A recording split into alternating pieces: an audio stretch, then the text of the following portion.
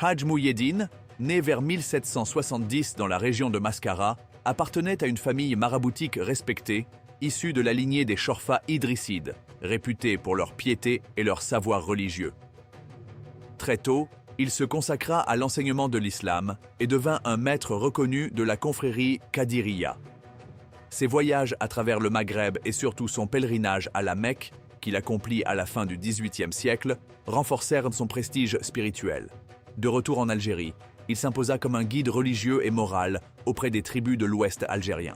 Lorsque l'expédition française débarqua à Sidi Fredj en juin 1830 et prit Alger le 5 juillet de la même année, un profond désarroi gagna les populations.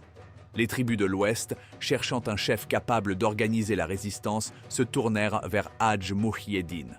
En 1832, lors d'une assemblée à Mascara, plusieurs notables le proclament chef de guerre. Au début de la conquête coloniale française, il fut, avec Ahmed Bey de Constantine et l'émir Abd el-Kader, issu de l'Ouest algérien, l'une des 3 premiers grands chefs de la résistance à la colonisation, l'un des adversaires les plus acharnés. Son engagement a même précédé celui des 2 autres héros, et il est juste de le considérer comme étant, avec l'émir Abd el-Kader, un des fondateurs de la nation algérienne moderne. Cependant, il ne tarda pas à s'éteindre en 1837, à l'âge d'environ 67 ans, peu après avoir vu son fils prendre la tête de la résistance.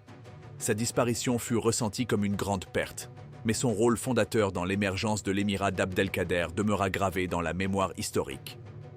Abonnez-vous pour plus de vidéos sur la résistance algérienne El Majd Wal Khouloud li Shhadaïn al-Ebrar Tahya al-Jazair.